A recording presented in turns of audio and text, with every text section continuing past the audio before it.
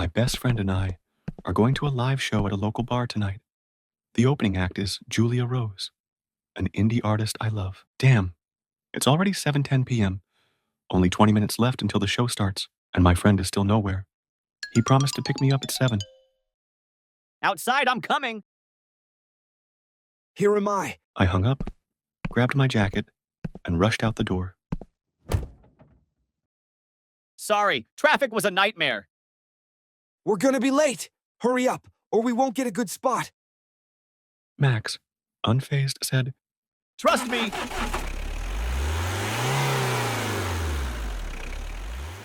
The bar was packed tonight.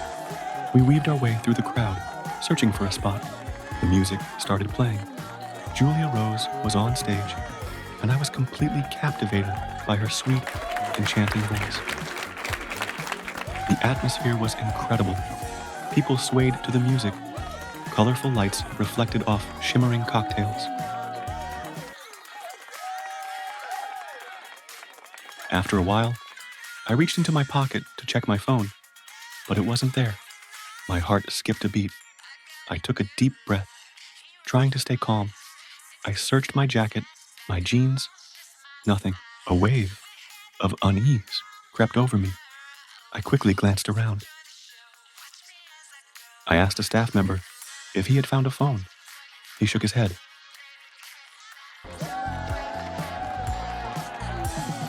I ran to the restroom, pushing open every stall door. Nothing.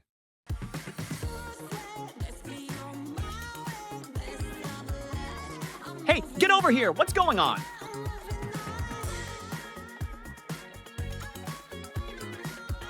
Out of options, I borrowed Max's phone and dialed my number. The call rang twice. I held onto a sliver of hope. Maybe someone would pick it up and return it. But when the call connected, instead of a voice, I heard a strange, low and eerie bip. The call was cut off. I tried calling again. This time, no one answered. The ringing continued until it stopped on its own. I kept trying, but it was the same every time. The unease inside me turned into a deep, creeping dread. Someone had my phone, and they had no intention of giving it back. After multiple failed attempts, I finally gave up and went home, feeling restless and uneasy. It was late. The streets were eerily empty. As soon as I stepped into my bedroom, ready to collapse onto my bed, I froze. My phone was sitting neatly on my bedside table. That's impossible. Besides me, there'd be someone else in this room. I am John, 28 years old. I used to work at a small company, but due to structural changes, I had to find a new environment with better growth opportunities. However, not long after starting, I realized that the workload here was heavier than I had imagined. The overwhelming tasks often forced me to stay late into the night. Many nights, I would see a thin woman diligently mopping the hallway floor, but when I looked at my phone, the clock had already 0, and I wondered, was there still a cleaner working at this hour? Many times, I wanted to greet her, but every time I stepped out the door, she had vanished, as if she had never been there. She moved like a shadow, just a blink, and she disappeared, making it impossible to determine where she had gone. Again and again, the sight kept repeating itself. I couldn't help but wonder, something was not right, or worse, something did not belong to this world. Curious, I decided to observe her more closely. When I stepped into the hallway, she was still there, bending down and carefully scrubbing each stain on the floor. I smiled and said, Good evening, ma'am. Do I crawl to Rigo? You're working late, aren't you? She did not respond. She just silently wiped the glass, each stroke slow and deliberate, as if following an unconscious habit. I hesitated for a moment before continuing. Have you worked here long? I just started, so I don't know many people yet. She paused for a moment, tilting her head slightly backward, preventing me from seeing her face clearly. I took another step forward, and suddenly, The overhead lights flickered continuously. When the lights stabilized, she was gone. The hallway ahead of me was eerily silent. No trace, no sound, as if no one had ever stood there. A chill ran down my spine, but I forced myself to shake off the strange feeling. I quietly returned to work, though my mind kept replaying the question, where did she go? A while later, as I was absorbed in my work, I suddenly heard the sound of a cloth rubbing against glass. Out of reflex, I looked up, and my heart almost stopped when I saw the woman standing outside, silently cleaning, with a vacant expression. Suddenly, she stopped and stared straight at me, her pale face pressed against the glass, so close that I could see every faint blue vein beneath her tight, lifeless skin. I shivered, rubbed my eyes, and when I looked again, she was gone. Only a faint, wet handprint remained smudged on the glass. A cold chill spread through my entire body. Panicking, I hurriedly packed my things and rushed out. I ran toward the elevator, frantically pressing the button, my heart pounding. The elevator doors slid open, and I froze. Inside stood the same woman. Feeling uneasy, I hesitated before stepping in. Forcing a smile, I said, Yo, are you working the night shift, ma'am? I tried to start a conversation, but she remained silent. Only then did I notice her appearance more closely. She was frail, her complexion sickly pale, as if she had no life left in her. Suddenly, the elevator shook violently. The lights flickered rapidly, and then went out completely. He spoke very slowly. Panic surged through me as I quickly pulled out my phone to use as a flashlight. But the screen glitched, and then shut off. Out of nowhere, a cold, bony hand rested on my shoulder. I felt my flesh freeze at the touch. Slowly, I turned my head, each movement heavy and trembling. Before me, the woman's face emerged, deathly pale, with sunken, hollow eyes that sent a shiver down my spine. I screamed, trying to back away, but my back was already pressed against the freezing elevator wall. An overwhelming terror gripped me as she inched closer, her empty eyes staring deep into mine. Paralyzed by fear, I collapsed to the floor, hugging my knees, trembling uncontrollably. Just when I thought all hope was lost, the elevator doors suddenly opened, and a flashlight beam shone directly at me. A concerned male voice called out, Hey, are you okay? I looked up to see the building's security guard staring at me with worried eyes. I scrambled out of the elevator, collapsing onto the floor, my heart pounding wildly. Shaking, I asked him, Did you see a cleaning lady here just now? The security guard looked at me, puzzled. Everyone has gone home already. It's just you here. Horrified by his words, my heart pounded in my chest. Then, who was the woman in the elevator? The next morning, I recounted everything to a coworker. Fearfully, I said, Last night I saw a cleaning lady outside our office. After hearing my description of her appearance, my colleague immediately looked shocked. He whispered, She used to be a janitor at the company. 2 months ago, she had a stroke and died right in that elevator. Stunned by the horrifying truth, I never dared to work overtime alone in the office again. But one time, as I stepped into the elevator alone, I was stunned when I saw the reflection of the light on the glass door. Reflected in the metal doors, I saw a pale face with a distorted, eerie smile, staring right at me. I never used to believe in ghosts, but that no longer mattered after what I had experienced. Hello, my name is Doris. I am 25 years old, and the story I am about to tell has haunted me ever since. Back then, my mother fell seriously ill and had to be hospitalized. Worried about her, I stayed at the hospital to take care of her. She was placed in an old room at the end of the hallway. The doctors didn't want her to stay there, but the hospital had run out of rooms. I didn't think much of it. After all, every hospital had old rooms, didn't they? But on the very first night I stayed, I began to feel that something was wrong. As I was about to close my eyes, a strange sound came from the bathroom. At first, it was just a light movement, as if someone inside was trying to open the door. But then, it turned faster, stronger, until the door burst open with a loud click.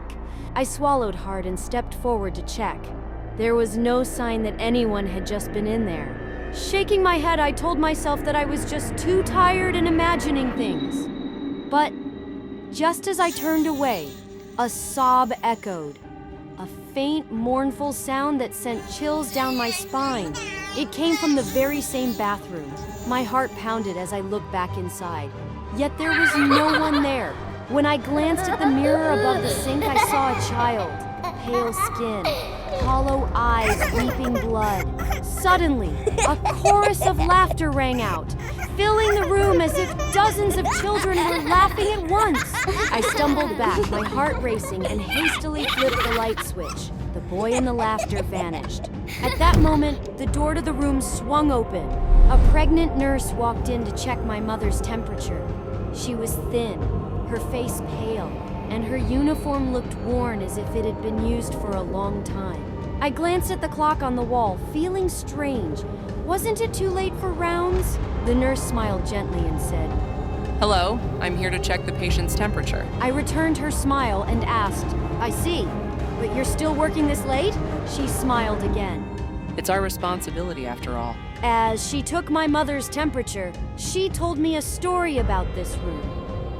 She said that about 10 years ago, a nurse had secretly aborted her child in that very bathroom. Overcome with guilt, she had jumped out of the window. Her body was found in the parking lot the next morning. Hearing this, I immediately told her about what I had seen earlier in the bathroom. She listened, then smiled and said, Perhaps the boy was the spirit of the unborn child. I quickly asked, "How do you know that?" She chuckled and said, I made it up. With that, she left the room, leaving me in suffocating silence. Just then, I noticed a drop of blood slowly trailing down her leg. Panicked, I rushed to the door, intending to call her back, but the hallway was empty. Not a soul, not a single sound. I stood frozen, a chill creeping down my spine, making the hairs on my neck stand on end. When I returned to the room, my mother was fast asleep. I lay down on my bed, but no matter how much I tried, I couldn't sleep. The night dragged on, each tiny noise making me jump, until I finally saw the first light of dawn. When the doctor came to check on my mother, I told him everything that had happened the night before.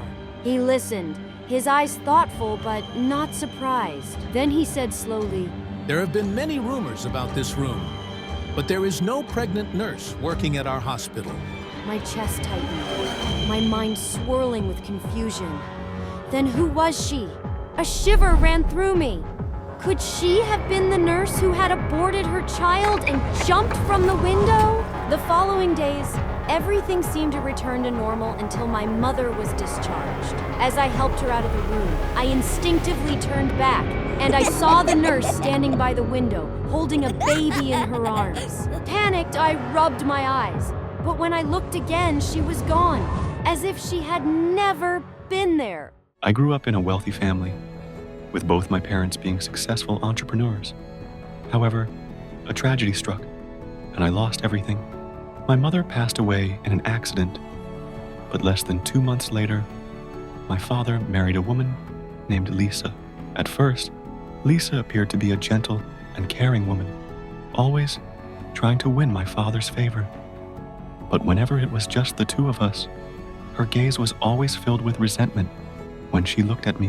One day, as I was walking down the hallway, I accidentally overheard her talking to someone on the phone.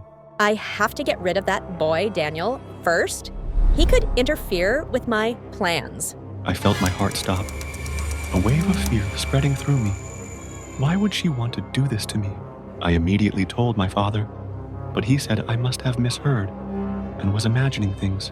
His reaction left me feeling disappointed, as if my fears didn't matter at all. With no one to confide in, I went to find my cat, but I was horrified to see it lying motionless in the basement. I froze in shock and rushed to its side. There was a deep cut on its neck, almost severing its head. Suddenly, a rope tightened around my neck, pulling so hard that my lungs felt like they were on fire. I will make you disappear. I struggled desperately, but the rope only tightened further, making me feel dizzy. With all the strength I had left, I threw my head back, striking Lisa's stomach. She stumbled backward, loosening her grip just enough. Taking the chance, I quickly pulled the rope off my neck and turned to glare at Lisa in anger. What are you doing? Why are you doing this to me? You've been in my way for too long. I don't want to see you anymore. You were the one who killed my cat? That's right. And not just the cat, you're next. With that, she lunged at me, grabbing my throat and slamming me against the wall. Her fingers tightened around my neck, cutting off my air. My breaths became short and ragged. Clenching my fist, I used all my strength to punch her directly in the eye. She cried out in pain and loosened her grip. Seizing the opportunity, I kicked her away and lunged for a hammer on the nearby shelf. Stop! Don't come any closer! Lisa pulled out a knife from her pocket and charged at me like a wild beast. Panicked, I instinctively raised the hammer and swung it down on her head. Terrified, I let go of the hammer, my legs shaking as I stared at her motionless body. Daniel, what have you done? I didn't mean to. She wanted to harm me? Shut up. Lisa could never have harmed you. I watched him in despair. No matter how much I explained, he wouldn't believe me. Lisa died on the way to the hospital, and my father, without hesitation, handed me over to the police. After investigating, the police found messages between Lisa and her lover, plotting to harm my father and me for our wealth. Lisa secretly poisoned my father's daily milk and then planned to get rid of me to secure the inheritance. This poison had a slow effect, gradually weakening the body over time without arousing suspicion. When my father learned the truth, he was devastated, blaming himself for being so blindly trusting. As for me, even though I was cleared of all charges, the wounds in my heart never healed. They remained embedded in my mind like an endless, haunting nightmare.